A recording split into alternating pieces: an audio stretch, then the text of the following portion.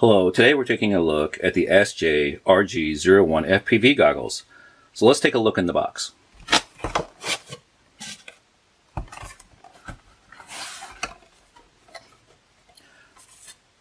First of all, you have a detail manual.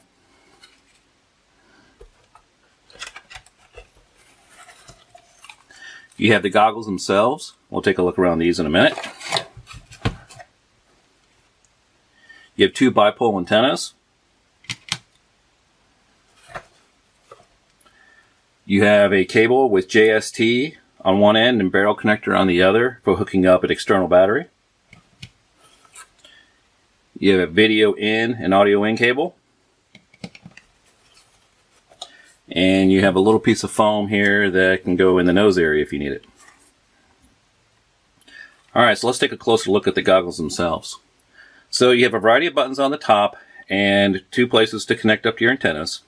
So these goggles do have diversity, means there's two receivers in here, so that's the reason you have two antennas. You have a power button, a menu button, a video scan button, a manual channel button, and a manual band button. So on the bottom, you have a micro SD socket for hooking up to your computer to download DVR video. So this does have a built-in DVR. You have a micro SD card slot, holds up to a 32 gig card. I've already got my card in there, but it's not supplied with the goggles.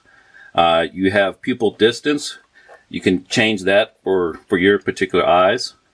You have a DC in here. This has voltage all the way up to 26 volts. So I usually use a 3-cell pack. You have a earphone socket, and here's your AV in and out. And here is the battery. So it does come with the battery. This is a 1500 milliamp hour single cell. It says here that it charges, well, there's a DC in from 6 volts to 28 volts. So that's what you can hook up to here. So wide range. So you need at least a 2-cell if you're going to use this. And then for charging, it charges a maximum charge current of 300 milliamps. So if you were charging this, you charge it via this DC in here, and if you're charging it at 300 milliamps, if it's fully depleted, it'll take a few hours. So put that back on. Alright, so the antennas obviously go here.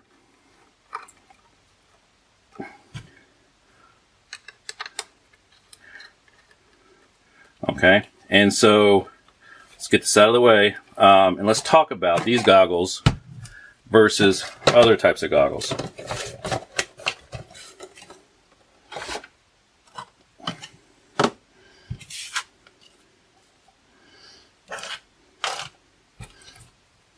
Alright, so I consider these goggles kind of a hybrid goggle. This is somewhere between a Fat Shark style goggle. I mean, these are these types of goggles here. This is the top of the line Fat Shark goggle.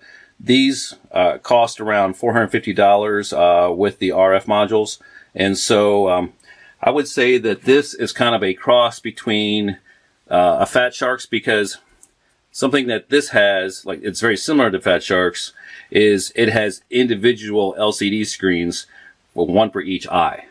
And so how that's different than some of the other goggles that are available out on the market is something like this. This is a box style goggle.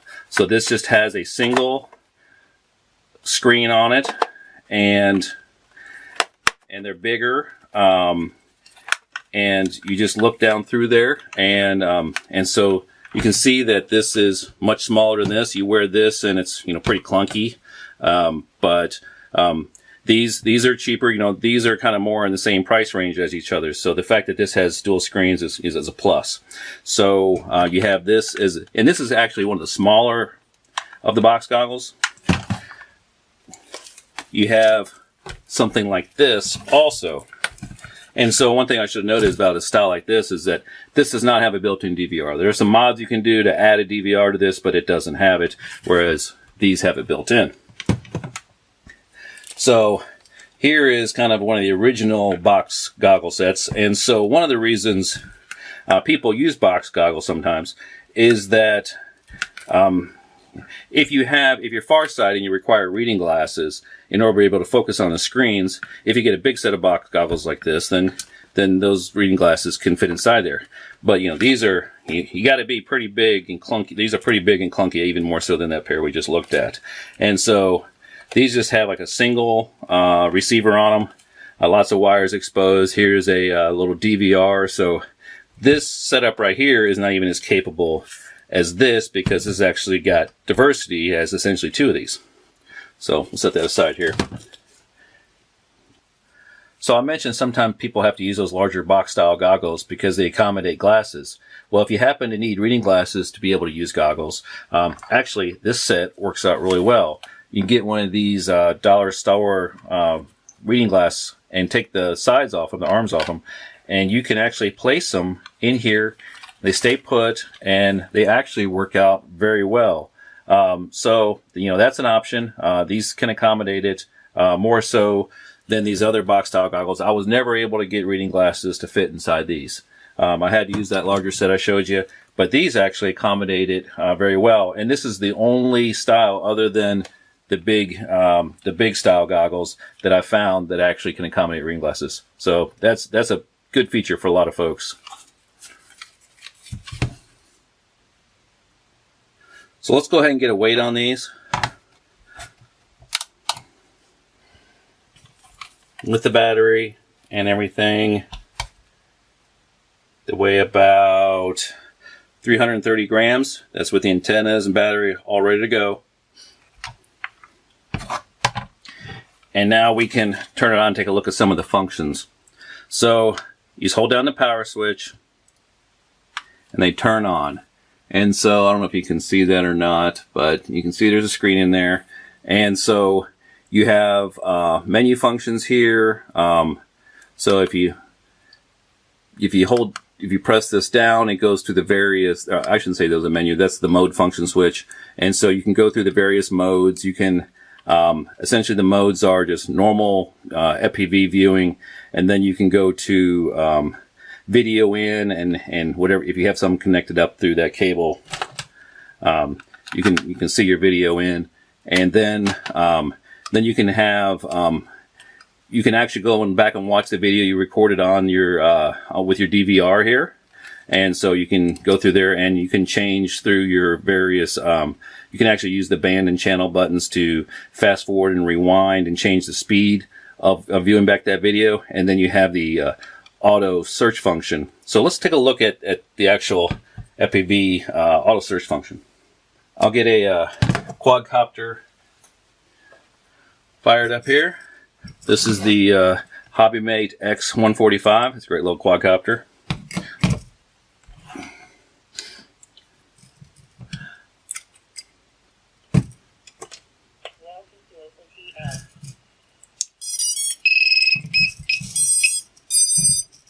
All right. So when you think about frequency here, there's a little chart in the manual. So when you look at this, these are available frequencies that it measures. So it measures, it's 48 channel receiver. It's got all your standards, got your Fat Shark, your race band. And so it's got all the standard frequencies that you would need. Now, I typically fly on race band 5, which is indicated here on the side of the copter. And so that's got a frequency of 5806. So when you turn these on and you scan, and you can hit this automatic scan button here, and all right, so you can scan through the frequencies here, and it finds the frequency that you're on. So let me see if I can get this camera to focus in on the screen itself. All right, so that seems to work pretty good. All right, so here's the feed from the quadcopter right now, and you can get a sense of what the video screen looks like. I'll do the same kind of thing later on and take some video feed from flying from the DVR and like this, so you can kind of see what it looks like. But you have the various buttons here at the top. So if you press mode, then it brings up the different modes. So there is the audio visual, or the AVN. You keep pressing through it, and this brings up your DVR footage, and then it brings you back around. So if you press the power button briefly, then it brings up where you can control and make all the setting changes here in the menu. So going back over here, if you hold down the mode button for about 2 seconds and let go of it, it'll start recording, and you can see there it's recording the DVR. You just got a counter at the top. As you can see, it's incrementing there. And so you can, this is how you know your DVR is recording. So that gives you a pretty good idea of the various functions here. So I've been using these for about a week now. My overall impressions is that the DVR works very good. It records a resolution of 640 by 480, and so that's very nice. But speaking of resolution, if you look at the specifications for these goggles, they say that the display resolution the manufacturer does is 960 by 240. So I think that's confusing some people, because they're not what we normally think of as 960 pixels by 240 pixels resolution. What I think this is they're referring to subpixels. And so each pixel is made up of 3 little individual LEDs, which are a red one, a green one, and a blue one. And I think they're counting the subpixels. So essentially what you need to do is take that 960 and divide it by 3. So I think when we think about resolution and the way we think about it, is it's really like a 320 by 240 resolution. So when we think about resolution, like these Fat Sharks, they have a higher resolution, but they're also $450, where you can usually have these for about $100 or less even. So, these have a lot of the features, and most all the features that the Fat Sharks do, but the price is lower at a compromise of the resolution.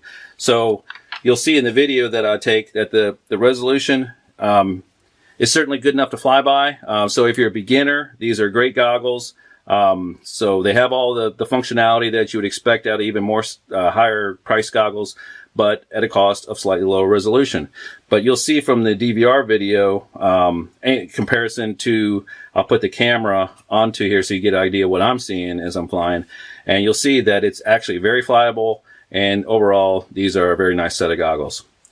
So with that, let's go ahead and cut to the DVR and goggle view video, and thanks for watching.